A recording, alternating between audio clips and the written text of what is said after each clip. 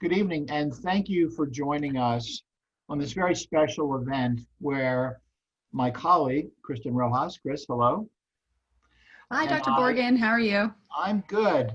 We're going to be sharing a technological advance which could not possibly be more timely. And although we're going to be focused on the cancer world, I would like to start by pointing out that all of medicine is evolving at a terrific pace. And the role of tumor boards or treatment planning sessions, which we're doing now in cardiac surgery and vascular and spine and bariatric, could not be more important. So looking at problems from multiple perspectives has never been more important. The COVID-19 pandemic has really accelerated this process. For those of you that have been living in the virtual world, I want to point out this is called a tie. These disappeared during the COVID pandemic, and I had to go to my neighbor and borrow one. So don't be dismayed by this. It's just a piece of cloth tied around my neck, and I'll get rid of it as soon as this is over. So let's go to the next slide and let me introduce my co-host for today's session. Kristen Rojas is a dear friend and a colleague.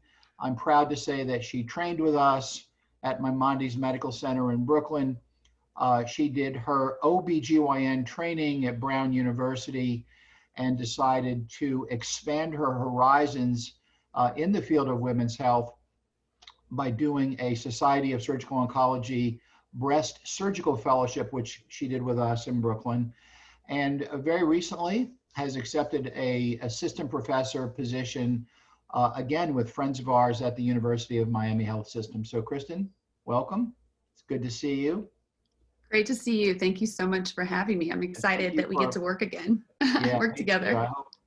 I'm Pat Borgen. I'm the chairman of the Department of Surgery at Maimonides Medical Center in Brooklyn, New York, and the founder of the Brooklyn Breast Cancer Project. For those of you that might be watching in the breast cancer world, you might know me from the Miami Breast Conference, where I am the chair and director of that program.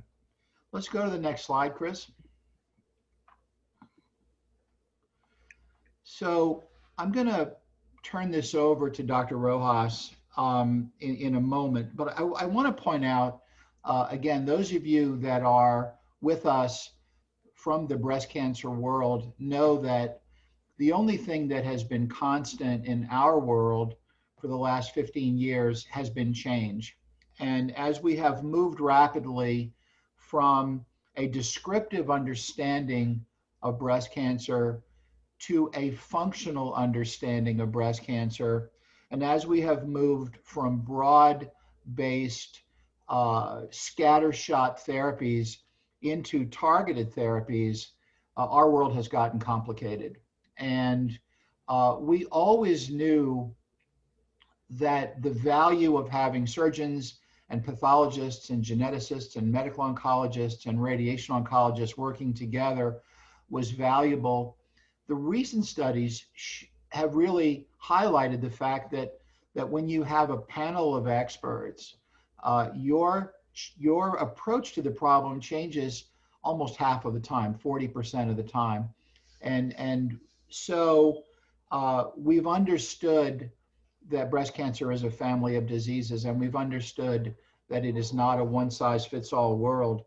But now we know that things like treatment sequencing matter, that outcomes can be impacted by how we sequence therapies. So all of this is critically important for the benefit of our patients, that we really be able to provide perspectives from all of the allied sciences that go into the treatment of a breast cancer patient. COVID has led us into this virtual world with great speed. Frankly, I'm absolutely convinced that we would have gotten there, that we were headed in that direction. And even at the Miami Breast Conference, we've had virtual speakers, and we had talked about really increasing to give us a more worldwide footprint. We've really been exploring going virtual with portions of that meeting. But today it's mandatory. Today it's here. And so what we're going to take you through over the next hour is really the virtualization of tumor boards, in particular breast cancer tumor boards. And for that, I'm going to turn it over to my friend and partner, Dr. Kristen Rojas. Chris? Thank you, Dr. Borgen, for that introduction. And today, what I wanted to do was introduce the concept of the virtual tumor board and kind of highlight our own experience at Maimonides, transitioning from what I'll call the legacy solution to this novel virtual format that I really do agree with you, I believe should be how we move towards the future and should be adopted by everyone, especially in these critical times. So I'm going to highlight some of the benefits and aspects of our transition and how it facilitated the workflow, and also some aspects of how it can simplify data analytics and research and looking to the future. So throughout our discussion, I'm going to refer to the multidisciplinary tumor board of the past as the legacy solution, and I'll refer to the virtual MTB as our virtual platform, specifically the Navify platform that we utilized at Maimonides. I'm going to highlight how in these unprecedented times, we leveraged virtualization and utilized this specific platform to continue to deliver quality multidisciplinary care throughout the pandemic, actually right in the middle and continuing to the future. So as you perfectly highlighted, the structure of MTBs does revolve around case review, expert opinion, and this is really helpful as we know, the world of breast cancer and oncology in general is rapidly evolving, and sometimes level 1 trial evidence is not yet available, and what we need is a group consensus. So MTBs are helpful to us as clinicians, but also to institutions to ensure clinical standard adherence, decrease practice variability, especially within large multi-site systems, which is where we're moving towards. So they're becoming increasingly important with subspecialization and isolation of specialist centers like breast centers, prostate centers, and they also facilitate efficient resource allocation. And like you said, with the high cost of these newer targeted agents, these multidisciplinary discussions are really important so that they can make sure that these agents are reserved for clinical scenarios where they're important. And when this is rapidly changing, having all of this information at hand is really, really important. Lastly, they're an educational. Let me point out that nothing could be more inefficient than how we did it prior to Navify, right? So you were our SSO breast fellow, and you did a marvelous job. But a big part of your job was to get the slides from the pathologist and the x-rays from the radiologist, and all of those disparate pieces of information for a 2-hour tumor board where we would present 20 complex cases. Now, you were our workaround, but not every place has a U. Not every place has, there are only 40 SSO fellows in the country. And so nothing could have been less efficient than how we were doing it. Yeah, that's a great point. And, preparing a weekly tumor board as a fellow, which I was the organizer, having to track down all these different players on the team, it really is an additional like 6 or 7 hours to already, a large workload. So this has definitely made it more efficient. Yeah, and it's also an educational opportunity. So I think that by utilizing this platform, it allows the fellow or the organizer or whoever is involved in compiling the patient information, it gives them a chance to review all of the information ahead of time, look up landmark trials so they're ready to present. If you or I are there and we can ask them questions, they also will know what evidence is available and also what trials are currently enrolling. And this is all built into this app. And so it really enhances the educational opportunity. Yeah, you guys, the SSO fellows are really in the hot seat. And there are about 100 or so randomized trials, both historical and contemporary, that you're required to have at your fingertips. And so if you're spending 6 to 8 hours a week just collating path photo micrographs and mammograms and MRIs, you don't have that time to study, right? And so this is really important, okay? Yeah, and that's true not only for breast, but in multiple disease sites that can be even more complex. Yep. So we know that MTBs not only facilitate the delivery of multidisciplinary care, but past research has shown that they improve oncologic outcomes. In both the lung cancer, the metastatic colorectal cancer world, patients were found to have improved survival if their oncologist participated in a weekly tumor board. We also know that patients who are presented have a higher likelihood of being enrolled in a clinical trial, so they'll have access to those newer agents if their case is presented. Like you said before, these multidisciplinary tumor boards can sometimes result in a change in diagnosis, especially if they're used as a second opinion. So this study from UPenn found that breast cancer patients who were presented actually as a second opinion where outside imaging was reviewed, it resulted in a change in treatment in almost half of those patients. And so that can result in surgical downstaging, specifically like, less morbid surgery for patients, or maybe further workup before they go straight to surgery. Similarly, in other groups, multidisciplinary tumor boards can be a change in diagnosis and result in a change in surgical management. And even in the GYN world, these also result in a change in diagnosis or surgical management in almost 10% of cases. About 10 years ago, when I was at Memorial Sloan Kettering, we looked at this in our own practice. And again, the world was a lot less complicated 10 or 15 years ago, but we still had a 20% rate of change of plan when you had a team versus an individual. And I think this number will continue to go up. I think that for groups that are not participating in MTBs, I think they're going to cross the 50% line where most of the time there's a change in diagnosis or management. Definitely. And now these large accrediting bodies are actually requesting that the majority of patients, especially prospective cases, be presented. Like the American College of Surgeons Commission on Cancer, if you look at the guidelines, they recommend that 80% of cases are presented. So this really highlights the need for presentations to be very efficient, especially at large volume cancer centers. So at Maimonides, we have always been looking to improve structure of the MTB along with efficiency. Specifically, as the previous fellow, I want to make everything a little bit easier, maybe not repeat work. And so adopting this virtual platform was attractive to us for several reasons. Number one, like you said, we present between 10 and 15 complex cases in a 2-hour window every week. And in Brooklyn, we are not strangers to late stage presentations or unusual diagnoses, which we know can lead to lengthy conversations, which really highlights the need for efficiency. So we teamed up with Roche, we implemented Navify, and it could not have come at a more serendipitous time as New York City was being hit by the pandemic in a particularly difficult way. And so we're able to promptly train all the key players, which was our new fellow, and go live in the middle of the pandemic. Yeah, the other thing I would say, because I agree with you 1,000%, is that because Brooklyn was really the tip of the spear for the East Coast's exposure to COVID, we rapidly had to shut our operating rooms down, as you know, because you volunteered to be embedded on a COVID team, which I really think is laudable. And our recovery rooms became ICUs. And so think about what that meant. We couldn't do surgery of any kind, really, except for emergency trauma surgery. And so now every single patient, we had to do a deep dive into the medical options available, since surgery was not available and was probably not going to be available for 3 months.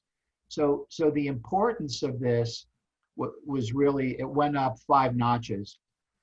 Yeah, and also group meetings were discouraged. So the traditional coming into a room with 20, 30 people plus all of the learners, that wasn't even feasible. It wasn't even allowed. So we really had to jump and adapt quickly. And what we did was, through utilizing this virtual platform, we also incorporated the separate video conferencing components like Zoom or WebEx, which are actually now available through the platform. You can specifically link to it, screen share. And so everyone, whether they're working remotely or even on site, but staying in their office and staying socially distanced, can participate in the meeting. And this was really important. The way it worked is the fellow or the preparer would organize all the data ahead of time, and this is automatically compiled into the slideshow, which is saved and presented on the day of the meeting. So we were able to continue having our our tumor boards, but through a virtual platform, preserving communication amongst team members when communication was kind of really fragmented and it was a real crisis and we weren't able to meet in person. And also, if you think about the inefficiencies of the old system, if we had to have pathology share their screen, radiology share their screen, surgery share their screen, radiation, and you added 5 minutes per case, that's another 75 minutes that we just didn't have for the tumor board.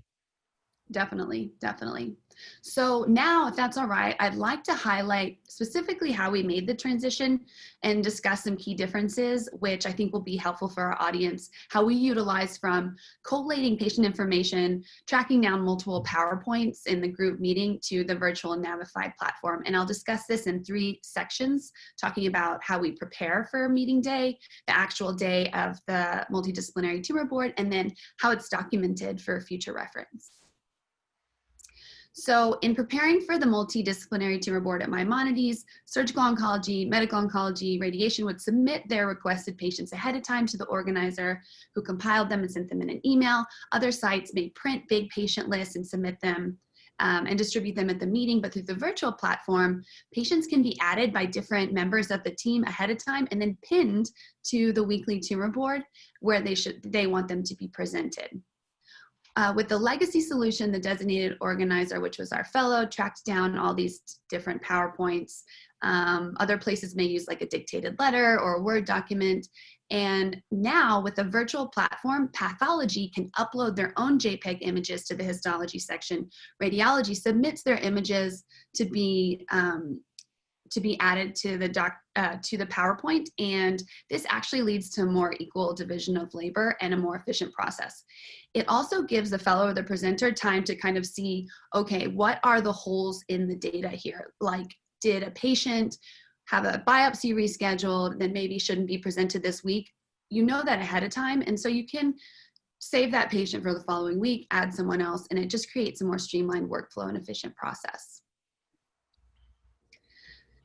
So one more aspect is that with the ability to have the information collated ahead of time, the learner or the organizer also has time to look at that relevant trial data and clinical trial eligibility, which is actually available through the platform, and I'll highlight that shortly.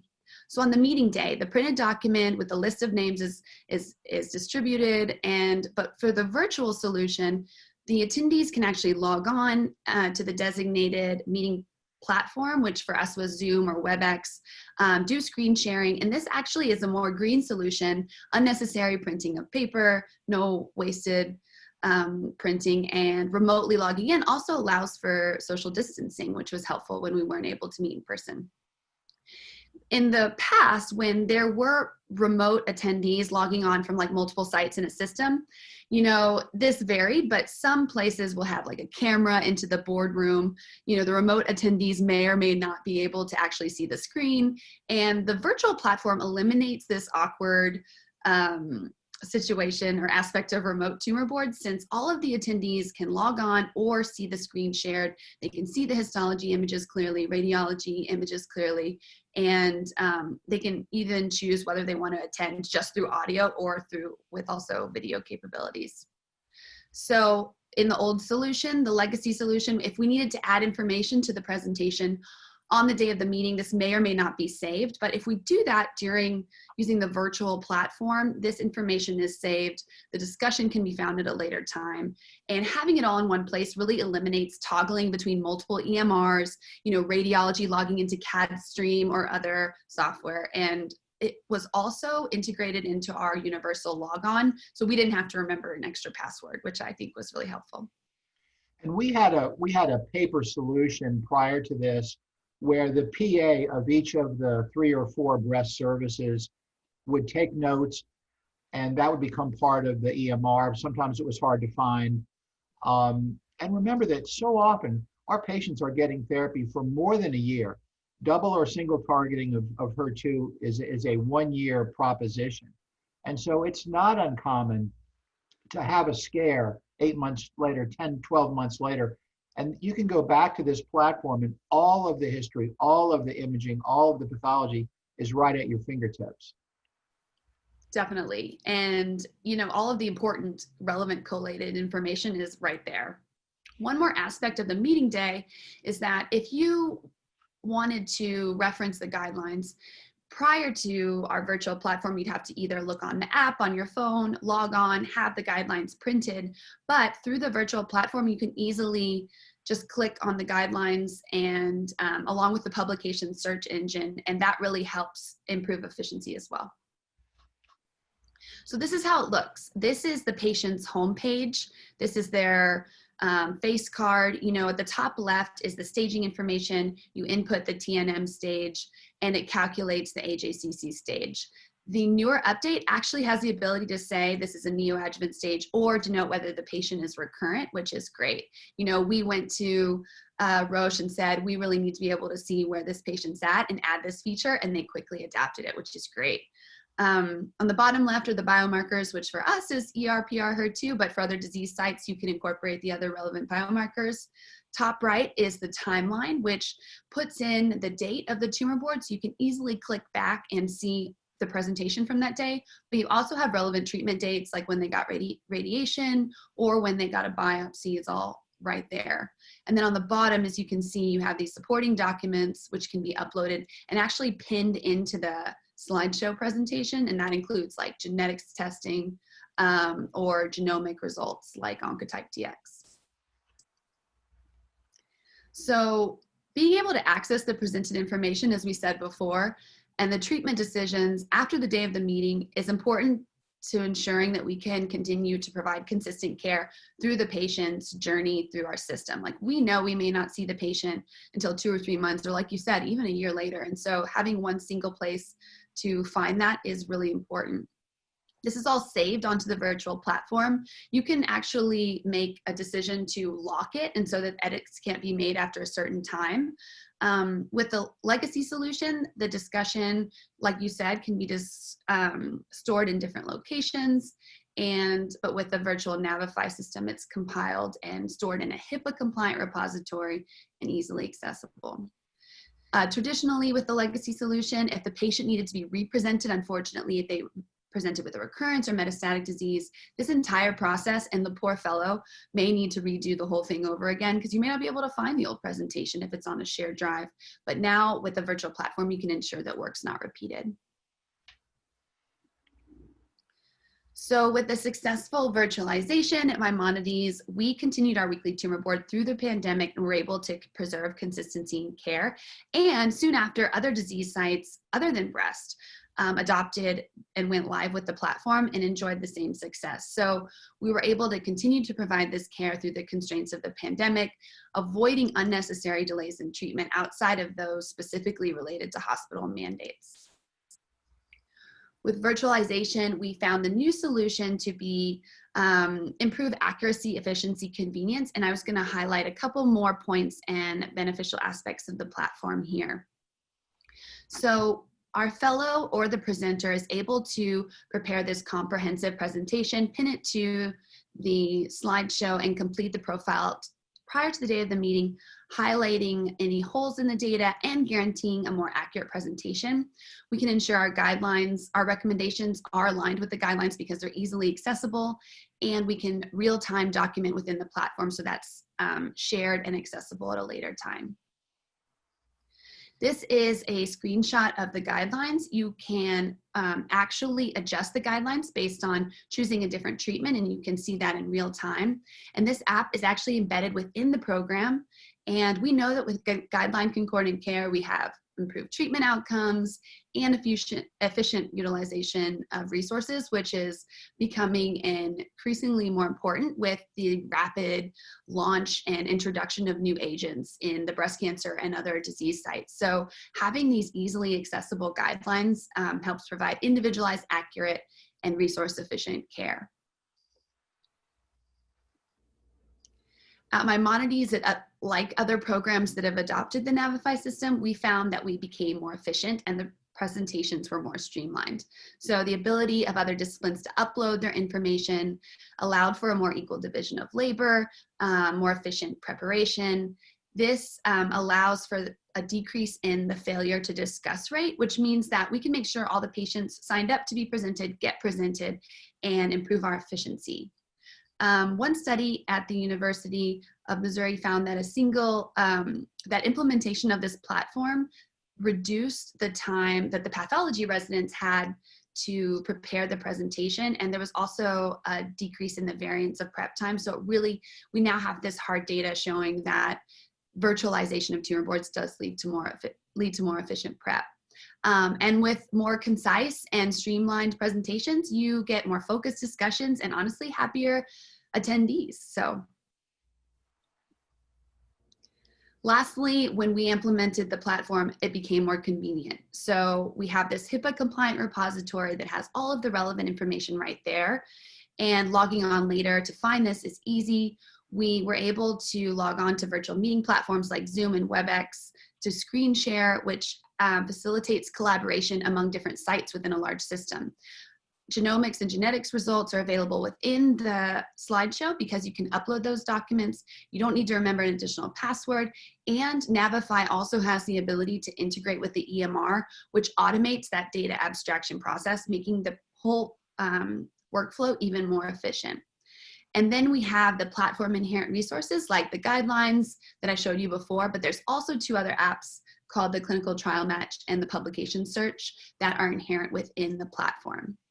So with virtualization of our multidisciplinary tumor board across multiple disease sites, breast cancer care, later neuro-oncology, thoracic, urology, and more recently pediatric oncology at Maimonides, we're able to continue to deliver consistent care through the healthcare crisis. So transitioning from the legacy solution to the virtual Navify platform preserved the integrity and accuracy of our discussion, streamlined the workflow, and improved efficiency. But virtualization also benefited two other aspects of cancer care that weren't immediately seen, in my opinion, and that's that this can all be leveraged to improve research efficiency in the clinical setting and also prepare for future pandemics and subsequent disruptions in care, because this isn't over and we don't know if this is going to happen again. So it's in everyone's best interest to be prepared. So the Clinical Trial Match app inherent within the program assists with enrollment. You can search both within your institution, but like us at Maimonides in Brooklyn, we could search within the entire city of New York. So if we wanted a patient to be eligible for a trial at another institution, you can easily find that and find which trials are enrolling within the app. The other aspect of this is that we've all been on the wrong end of retrospective chart review and data abstraction. And by standardizing how the data is put into this system, and you allow for, if you go back later on and you're doing a chart review or trying to compile any kind of data for your institution or a system, it's easily, you can make an easy query and it makes your life a lot easier if you're in that scenario. The Navify platform also allows for more granular data capture that we don't see with the NCDB and the SEER databases. And so this can help with retrospective reviews or institution-specific queries. And the cloud-based platform allows for data collection, which can incorporate or not incorporate ICD-10 and CPT codes from the EMR. So here is the Clinical Trial Match app that's within the program. And so the program actually automatically makes a search for you, but as the user, you can change what you want to search by. So if you want to look for trials using palbociclib, you can search by different treatment agents. You can change the mile radius. You can filter by patient characteristics as well. And so this is really helpful, especially when we know that increasing trial enrollment not only helps our individual patients, but helps move the field along in general. And so unfortunately, one of the most important aspects of how we really benefited from adopting a virtual platform was that COVID-19 has disrupted social norms and the real fabric of our healthcare system. And looking towards the future, I think we need to be prepared to adapt quickly, preserve the multidisciplinary meeting, and multidisciplinary collaboration in future pandemics or other healthcare crises. But we know that COVID has disproportionately affected cancer patients. So recent studies have shown that patients with an increased risk of have an increased risk of poor COVID outcomes with immunosuppression. They have a worse COVID outcome if they have a prior history of cancer, and they have a worse cancer outcome if they're diagnosed with COVID. And more recently, we know that if a patient presents for their cancer surgery and they contract COVID while in the hospital, they have an increased risk of morbidity and mortality after whether due to COVID or to other sequelae. And so it really disproportionately affects cancer patients. It also disrupts how we meet, which creates further strain on kind of an already overburdened system. So I think that the solution to continuing to provide quality care should facilitate patient-centered, guideline-concordant discussions, but also capture the nuances in different social factors or issues related to a public health crisis, like institutional mandates or operational shutdowns, which I think we all experienced. So in our experience in Maimonides, and I'm sure at other institutions, our discussion now not only focuses on treatment decisions, but we have to incorporate other discussions in the context of COVID-related resource constraints. So we have to discuss risks and benefits of treatment with regards to timing. We even have to assign a priority to each patient, which the multidisciplinary discussion is really important for that, because you want a group consensus if you're deciding that a patient's treatment needs to be delayed. We often incorporate decisions regarding surgical resources like beds, blood bank supplies. We have to balance risks to anesthesia and nursing, and also discuss alternatives to immunosuppression and facilitate at-home treatments. Virtualization helps preserve ongoing communication, and with increased demand, MTBs preserve efficiency and reliability of the multidisciplinary meeting through virtualization. So in summary, virtualization optimizes both the accuracy and the efficiency of our meetings, preserves consistent care across the treatment teams, but also could be across system-wide multiple institutions. So efficiency and expert consensus are more important now than ever. And we've recently been in uncharted territory with regards to signing off on treatment delays or maybe non-standard treatment sequencing. And we have, I think, yet to see the true impact of this pandemic on cancer care, because a lot of that we won't see until later. So virtualization facilitates the repurposing of the multidisciplinary framework to incorporate all these other aspects of care, preserving institutional priorities that maybe we didn't think of before, like preserving PPE, but also preserving staff safety as well. Transitioning to the virtual platform was able to conserve care through pandemics, but also helps mitigate disparities, whether related to a pandemic or not. So virtualization facilitated communication among subspecialists when communication was fragmented. It facilitates coordination among sites in a system, ensuring appropriate referrals when timing is limited, and can offer rural sites access to higher volume cancer centers through this virtual platform, preserving standardization and guideline consistent care. You know, it's interesting on that slide. It's fascinating to imagine how much smaller the world has become because of this combination of virtualization plus this incredible platform. In the 1990s, we ran a monthly tumor board with Hospital Syrio-Lebanese in Sao Paulo, Brazil. And because of the small time zone difference, it worked, but the technology was terrible. And you can imagine the quality of the audio and the video, and can you see my slides? And then we developed one with Northern Italy, with Milan, but the time zone difference was profound, and the technology was still terrible. Virtualization plus this platform means that we really could run tumor boards across countries, because everybody's experience is a little bit different. Certainly the Northern Italy COVID experience was different than the Brooklyn experience. countries see different diseases. Egypt sees 10 times more male breast cancer than we see in this country. It'd be fascinating to run a joint tumor board with them. So I think that this has really made the world smaller. Definitely. The other aspect of that is language barriers. So if those other countries are having to log in through like a camera in a boardroom and try to hear what we're saying, that's a little bit different than having it in really clearly in front of them so they can follow along with the discussion. Absolutely. I agree.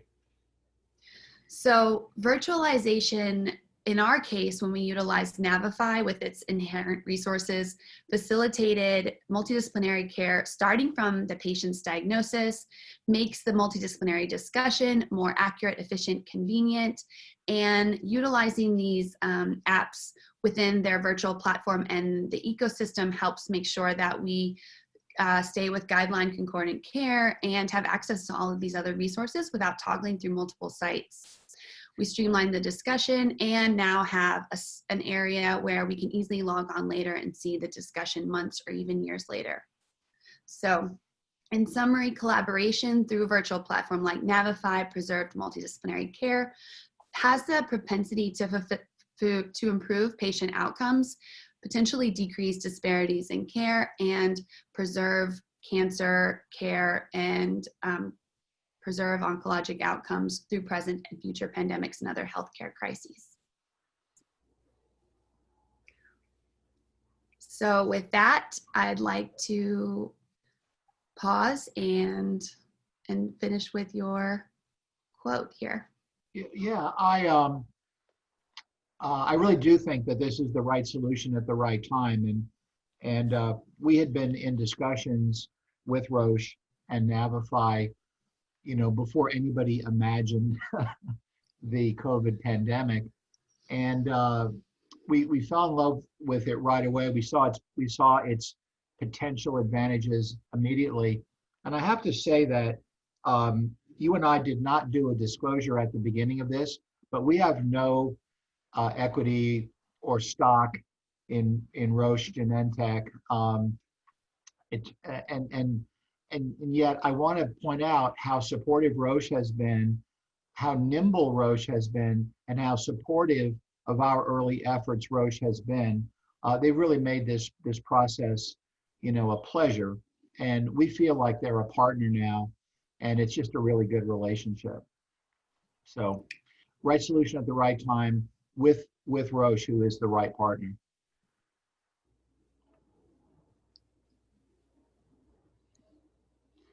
So is that our end of our slide deck, Dr. Rojas? Yes. Gosh, we have a lot more time. Did you prepare an interpretive dance or anything for this? So I didn't, but I could maybe do one potentially. I certainly could not. So I wanted to sort of finish with a quote from Lewis Thomas, who was the physician in chief at Memorial before I got there in the late 80s. And before that, he was the dean of Yale Medical School, and he was the dean of NYU, Princeton undergrad, Harvard Medical School, and he was really a physician, poet, philosopher. And one of the books he wrote was called Late Night Thoughts on Listening to Mahler's Ninth Symphony. And towards the end of that beautifully written book, which is really largely about nuclear disarmament and the threats of thermonuclear weapons, but he talked about the period of time that he saw us heading towards, where suddenly we would understand cancer at a very profound level. And he said that what this area of discovery will teach us is really the depth of our ignorance. And he admonished us not to be discouraged or dismayed by that level of ignorance, but rather to revel in the distance yet to be traveled. And I think you and I both feel that in our practice, in our care of men and women with breast cancer, in our research efforts. It's an exciting time to be part of the cancer panorama, and it's a very exciting time to see our patients doing better and better and better. But so much of that is because of the concept of team. When the Commission on Cancer visited us during your fellowship for our 3-year renewal cycle, what they liked about what they saw and I'm quoting, was they said, you don't have a team of experts, you have an expert team. And I think that this platform has made that expert team a lot better, a lot more nimble, a lot more efficient, and for that we're very grateful. So um, I want to thank you for joining us on this webcast.